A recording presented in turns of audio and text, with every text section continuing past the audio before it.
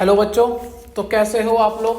आज आप लोग का फिजिक्स का पेपर था और मेरे पास फिजिक्स का सेट नंबर अभी मेरे पास 1 है और मैंने इस पेपर को एनालाइज किया है।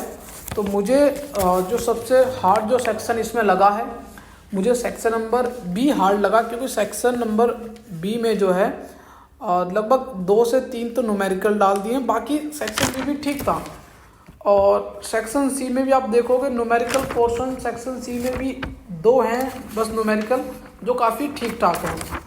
और उसके बाद सेक्शन डी में जाएंगे तो हमारे पास गैल्वेनोमीटर की केस स्टडी है और हमारे पास एक dual nature of matter and radiation वाले चैप्टर की एक केस स्टडी है।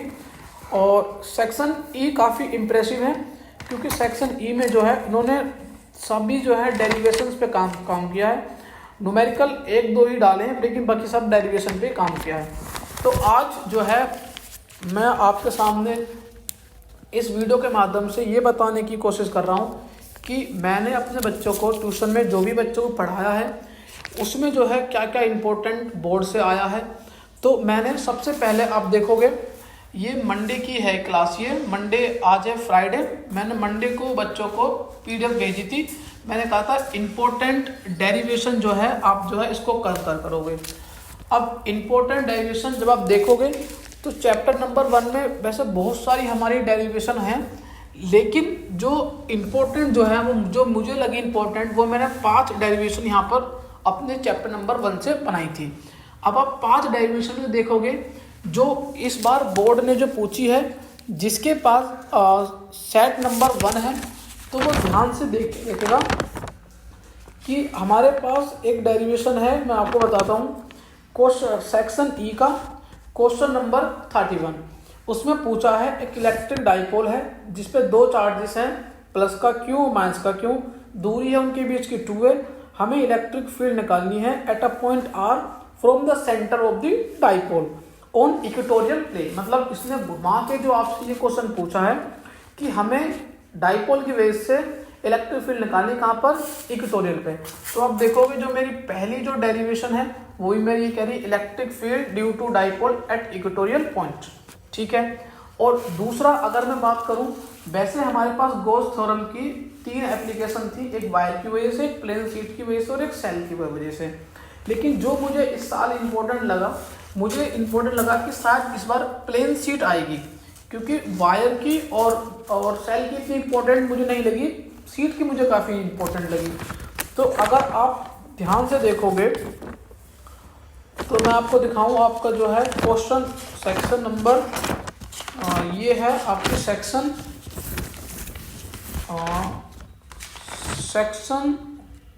जैसे आप सेक्शन सी में जाओगे तो सेक्शन सी का जो पहला क्वेश्चन है क्वेश्चन नंबर 22, उसमें वो बोला है using Gauss theorem deduce an expression for electric field at a point due to uniform charge plane thin sheet.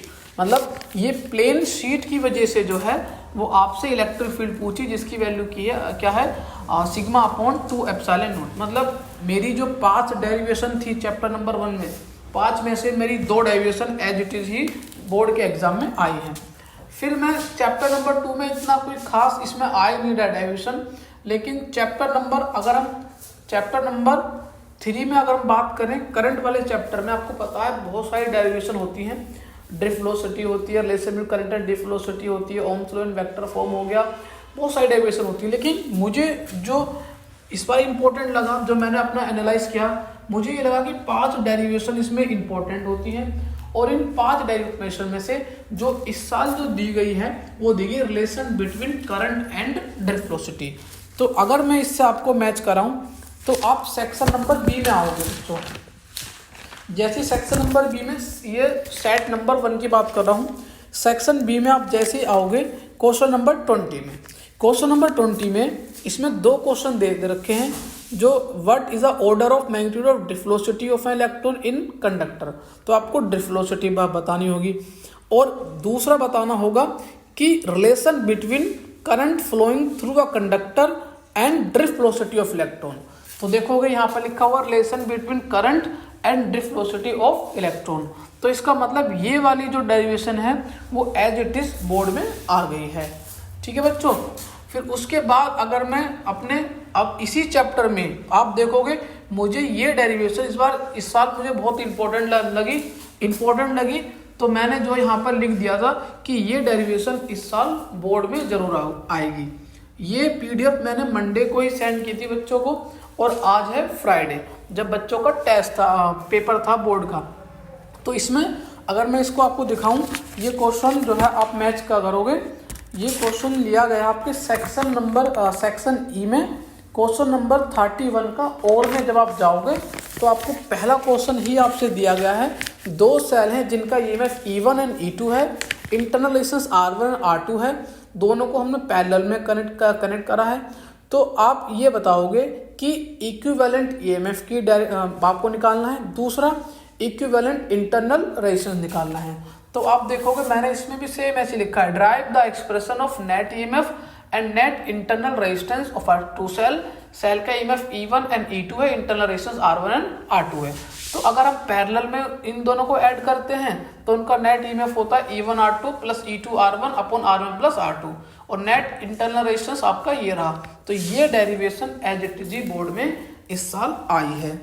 और अगली मैं बता दूं कि सभी को पता है कि जो बीट स्टोन ब्रिज है वो इस साल जो है एग्जाम में हमें देखने को मिला है। और मैंने जो है यहाँ पर इसको भी डाल दिया था, मैंने कहा था derive the balance condition of Wheatstone bridge. तो मैं आपको दिखा दूँ बीट स्टोन ब्रिज कौन से सेक्शन में है आपका। बीट स्टोन ब्रिज जो आपका लिया गया है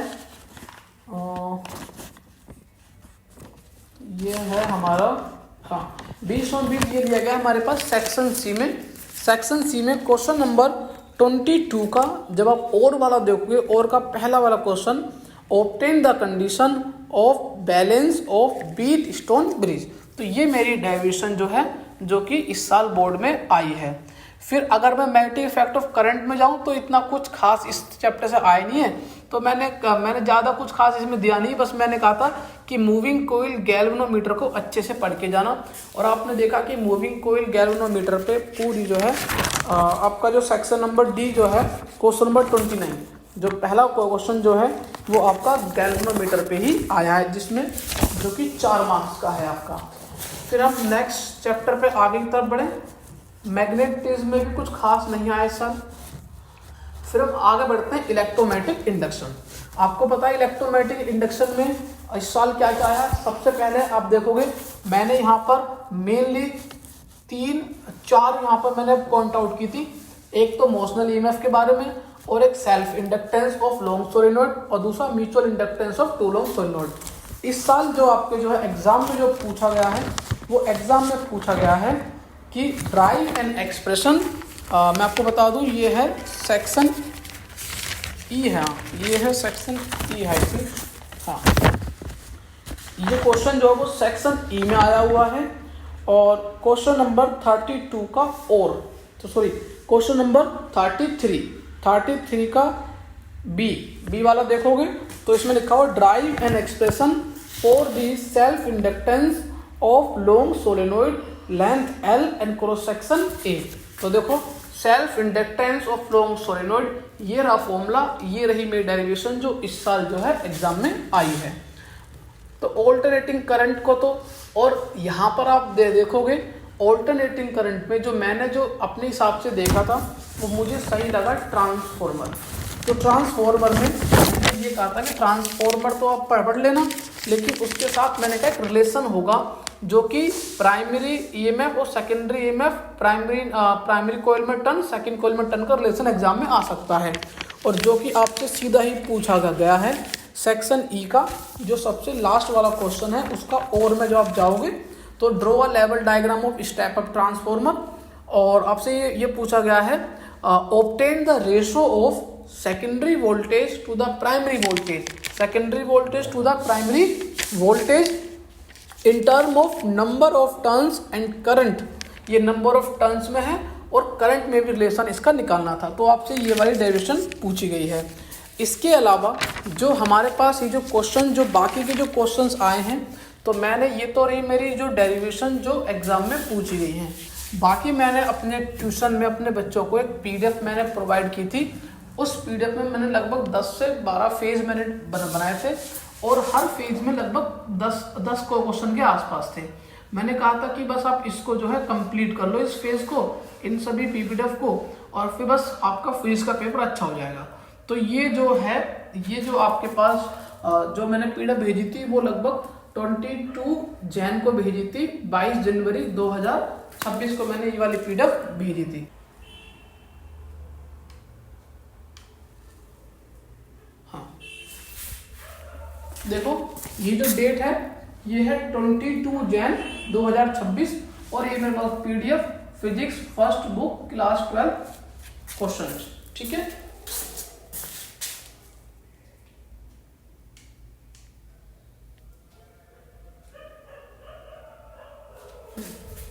तो मैं अब आपको बताता हूं कि मेरे जो इस वाले पीडीएफ से कितने क्वेश्चन जो है एग्जाम में आए हैं। तो सबसे पहला जो आप क्वेश्चन दे देखोगे, सेक्शन ए का question number second, section A का क्वेश्चन नंबर सेकंड जब आप देखोगे तो मैं आपको दिखाता हूं कि क्वेश्चन नंबर कहां से लिया गया है। ये सेक्शन ए का क्वेश्चन नंबर सेकंड, तो आप इसमें ये देखो जरा, बिल्कुल ये एमसीक्यू है। ये जो एमसीक्यू बेस्ड इसमें बोला है एक कंडक्टिंग वायर है, उसको हमने कनेक्ट करा है दो स्पेयर से, स्पेयर ए एंड बी से, जिनकी रेडियस R1 एंड R2 है। तो देखो इसमें दो चार्ज कंडक्टर हैं जिसकी रेडियस ए और बी है और उनको कनेक्ट करा है एक वायर से। इसमें पूछा है find the ratio of electric field at their surface. तो इसमें भी क्वेश्चन ने यही पूछा है, the distance between the sphere is very large as compare to the ratio of electric field at the surface of the sphere A and B.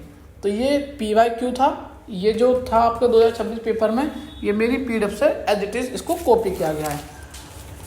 और मैं आपको क्वेश्चन दे दिखाऊं,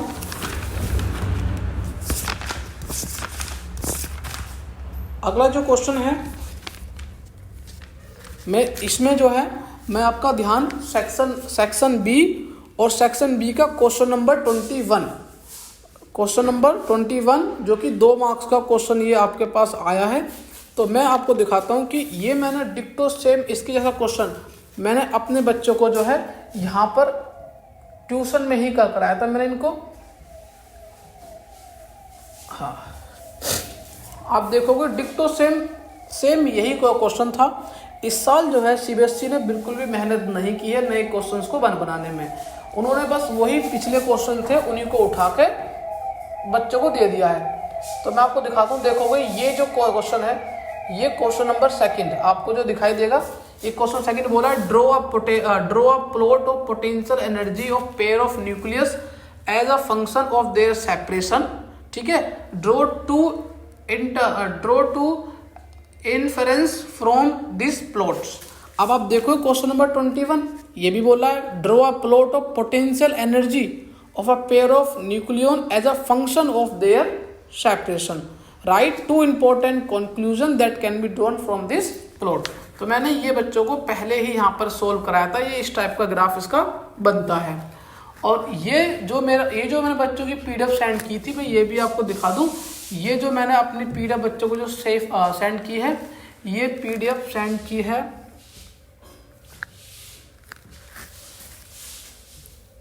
ये पीडीएफ मैंने सेंड की थी बच्चों को, लगभग प्रैक्टिस में करा रहा था, लगभग 13 जनवरी के आसपास मैंने जो है ये वाली पीडीएफ बच्चों को कराई थी। इसके बाद अगर मैं और आगे जाऊं,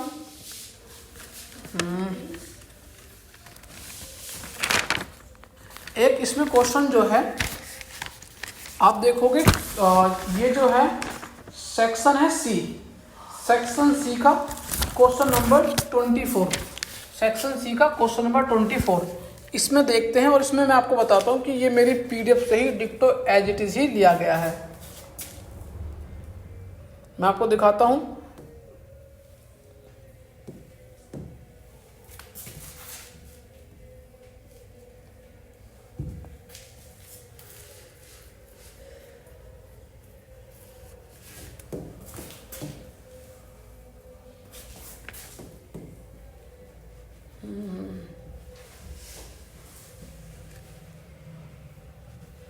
ये देखो आप, ये जो क्वेश्चन है डिक्टो, ये जो क्वेश्चन आपको दे दिया गया है, a beam of electron move horizontally with velocity 3 × 10⁷। तो क्वेश्चन नंबर 24 भी ऐसा लिखा है, the figure electron enter with a velocity 3 × 10⁷ metre per second. ठीक है, यहाँ पर आपको उसकी इलेक्ट्रॉन की ट्रैजेक्टरी दे रखी है, लेकिन इस क्वेश्चन में ट्रैजेक्टरी नहीं बनाई है, हमें खुद बनानी पड़ेगी। ठीक है, यहाँ पर जो डिस्टेंस दे रखा है इस क्वेश्चन में 1 सेंटीमीटर, लेकिन इस क्वेश्चन में ये जो डिस्टेंस आपको दे रखी है वो दे रखी है 2 सेंटीमीटर। इस क्वेश्चन में बाकी सब कुछ सेम है, कॉन्सेप्ट सेम है इसका। इसमें ये पूछा गया है, क्या पूछा है, calculate the potential difference V applied the plate, इन प्लेट के बीच का पोटेंशियल क्या होगा। और देखोगे मैंने इसके 3 क्वेश्चन जो है मैंने इसके बनाए थे, जिसमें लास्ट वाला क्वेश्चन आप देखोगे ये लिखा होगा find the potential difference applied. ठीक है, इसमें दूसरे में ये पूछा ट्रैजेक्टरी क्या क्या होगी। ट्रैजेक्टरी तो आपको क्वेश्चन में खुद दी थी, क्वेश्चन 24 में ट्रैजेक्टरी खुद दे रखी है। तो ये क्वेश्चन भी डायरेक्ट मेरी ही पीडीएफ से एज इट इज ही आया हुआ है। और उसके बाद अगर मैं आपका ध्यान यहाँ पर लेकर चलूँ क्वेश्चन नंबर 28 की तरफ। क्वेश्चन नंबर 28 कह रहा है कि ऐसी 2 कंडीशन बताएं जहाँ पर TIR हो सकता है। तो अगर जो मैंने अपनी इम्पोर्टेंट डेरिवेशन वाली जो मेरी PDF थी, जब आप उस PDF को ध्यान से देखोगे तो मैंने उसके अंदर बच्चों को ये साफ सीधी कहा था कि बच्चों सबसे इम्पोर्टेंट जो होगा वो आपका TIR जरूर होगा। मैं आपको अभी दिखा देता हूँ कि मेरे पास फर्स्ट बुक की इम्पोर्टेंट डेरिवेशन में कहाँ लिखा है TIR की 2 कंडीशंस। ये PDF मैंने मंडे को ही बच्चों को सेंड की थी, तो कोई ये ना सोचे कि मैंने पेपर आने के बाद ये PDF बनाई है। और यहाँ पर TIR, अच्छा TIR तो ये सेकंड वाली उसमें है ना, सेकंड वाली बुक की। तो मैंने बुक नंबर 2 की भी इम्पोर्टेंट डेरिवेशन बच्चों को सेंड की थी। ये मैंने बच्चों को ये मैंने सेंड की थी, इसकी इंफॉर्मेशन निकाल लेते हैं। ये मैंने कब सेंड की थी, ये मैंने सेंड की थी बच्चों को 18 फेब को, 18 फेब को मैंने जो है ये बच्चों को PDF हाथ में दी थी, सेकंड बुक की। तो अब इसको चेक करते हैं कि इसमें हमारा क्या क्या आया हुआ है बोर्ड में। तो आप देखोगे बोर्ड में जब इसमें आपसे एक डेरिवेशन भी पूछी गई है, आप लॉन्ग में जाओगे, सबसे बड़ा लॉन्ग में सेक्शन ई में और क्वेश्चन नंबर 32, ये इसमें एक तो लेंस मेकर फॉर्मूला आपसे पूछा गया क्वेश्चन नंबर 32 में देखोगे तो ये रहा। मैंने यहाँ पर लेंस मेकर फॉर्मूला इस बार डाल दिया है। पिछले साल भी लेंस मेकर फॉर्मूला नहीं पूछा था, लेकिन इस साल मुझे ऐसा लगा कि शायद लेंस मेकर फॉर्मूला वो पूछ सकता है। तो मैंने लेंस मेकर फॉर्मूला की डेरिवेशन यहाँ बच्चों को कहा था कि ये डेरिवेशन कर लेना। और इस डेरिवेशन करने के बाद और अब दूसरी देखोगे इसमें मिरर फॉर्मूला भी है 32 का, और देखोगे तो मिरर फॉर्मूला भी बोला है। और मैंने यहाँ पर कहा था कि बच्चों मिरर फॉर्मूला भी आप कर लेना। तो ये कुछ इंपॉर्टेंट डेरिवेशन थी जो मैंने बच्चों को पहले से बता दी थी कि ये एग्जाम में आएंगी। ठीक है, उसके अलावा जब हम और आगे बढ़े TIR की मैं बात कर रहा था कि TIR कब होता है। तो मैंने जो है यहाँ पर TIR की कंडीशन यहाँ आप देखोगे, मैंने इसको पहले ही कहा था कि ये मोस्ट इम्पोर्टेंट होगा, ये मोस्ट इम्पोर्टेंट है TIR, टोटल इंटरनल रिफ्लेक्शन। ये एग्जाम में जरूर आएगा, इसकी कंडीशन पूछेगा कि 2 कंडीशन कौन सी है। तो आप देखोगे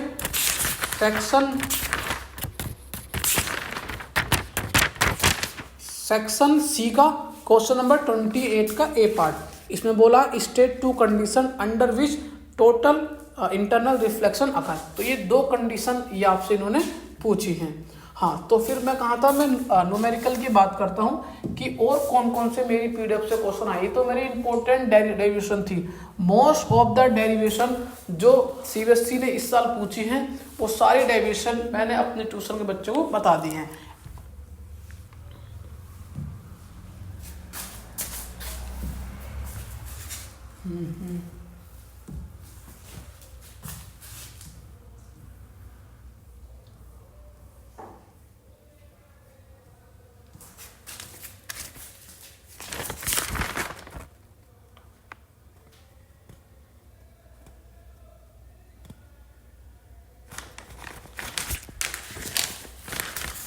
सेक्शन ई का एक न्यूमेरिकल है,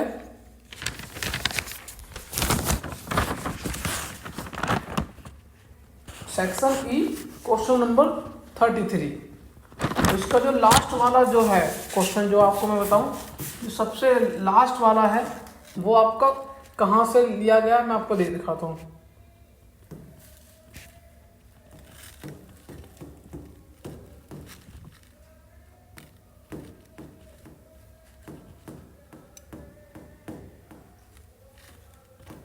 आप देखोगे मैंने जो सेक्शन ई का जो लास्ट वाला क्वेश्चन है 33 का जो सी पार्ट है, उसमें एक हमारे पास एक कंडक्टिंग रोड है जिसकी लेंथ 50 सेंटीमीटर है और हम उसको रोटेट करा रहे हैं एक मैग्नेटिक फील्ड में।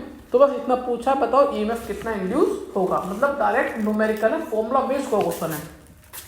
मैंने यहाँ पर बच्चों को कराई थी डेरिवेशन। एक रोड है जिसकी लेंथ है mn, लेंथ है l, उसको रोटेट करा रहे हैं एक मैग्नेटिक फील्ड में, ठीक है, perpendicular with a constant angular speed omega. क्या पूछा है? Obtain an expression for EMF induce between the end. यहाँ पर डायरेक्ट पूछा ईएमएफ कितना इंड्यूस होगा, तो half B omega L square. यहाँ से जो फॉर्मूला आएगा बस वही फॉर्मूला आपको इसमें कंप्लीट लगा देना था, ठीक है। और उसके बाद अगर हम बात करें, एक क्वेश्चन और है जो लास्ट का जो और वाला जो क्वेश्चन है, अगर हम लास्ट के और वाले क्वेश्चन को देखें,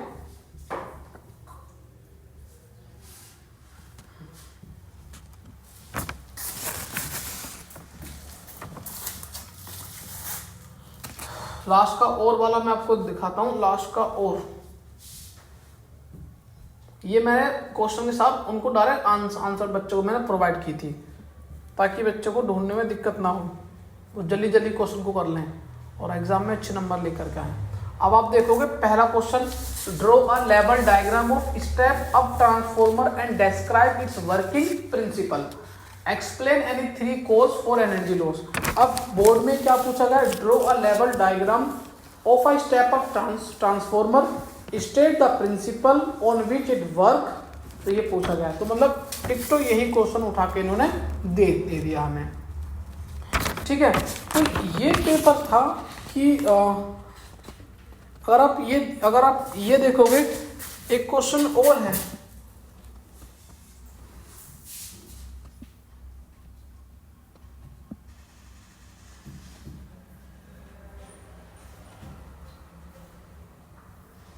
अगर आप ये देखोगे यहाँ पर लिखा हुआ state Faraday law of electromagnetic induction, और बोर्ड में क्वेश्चन नंबर 33 का फर्स्ट पार्ट ये पूछा है state Faraday law of electromagnetic induction. तो इस साल का अगर मैं बात करूं, बोर्ड ने जो है सभी क्वेश्चन पेपर जो है वो सब अपने जो है पिछले साल के पेपर से ही उठाया है और वही बनाया, कोई नया ज़्यादा इस बार इनोवेशन इन्होंने नहीं किया है। तो आप देखोगे लगभग मैं आपसे कहूँ तो 50% से प्लस जो क्वेश्चन है, जो इसका जो वेटेज है 50% से प्लस, मैंने बच्चों को पहले से ही बता दिया था। बस मेरी 2 PDF थी, एक PDF जो मैंने इम्पोर्टेंट डेरिवेशन की बनाई थी पार्ट 1 की और पार्ट 2 फिजिक्स की, और एक PDF थी जो मैंने पार्ट 1 की ही PYQ की PDF बनाई थी। उसमें कुछ सिलेक्टेड क्वेश्चन ही मैंने डिसाइड किए थे और मैंने कहा था कि ये सबसे क्वेश्चन इंपॉर्टेंट क्वेश्चन है जिनमें बच्चों को थोड़ा सोचना पड़ता है। तो CBSE वाले भी उसी टाइप का क्वेश्चन वो लोग देते हैं जहाँ पर बच्चों को थोड़ा सोचना पड़े। तो लगभग 50% से प्लस का जो क्वेश्चन पेपर है बोर्ड का 2026 फिजिक्स सेट 1, लगभग सभी सेट बराबर ही हैं, बस 2-3 क्वेश्चन जो ऊपर नए हैं अलग अलग सेट्स में, बाकी सब कुछ क्या है सेम। तो अगर आप ऐसे ही पढ़ते रहोगे, फिजिक्स ज़्यादा टफ नहीं है। हाँ, अगर हम रेगुलर बेस पे प्रैक्टिस नहीं करते हैं तो फिजिक्स हमें हार्ड लगती है। अगर हम डेली फिजिक्स को पढ़ें, उसको टाइम दें, तो फिजिक्स ज़्यादा हार्ड नहीं होती है। ये 2026 का पेपर ये प्रूफ करता है। अगर आप अच्छे से मेहनत कर रहे हो तो पेपर चाहे किसी भी सब्जेक्ट का हो, अच्छे मार्क्स जो है आसानी से आ जाते हैं। थैंक यू बच्चों।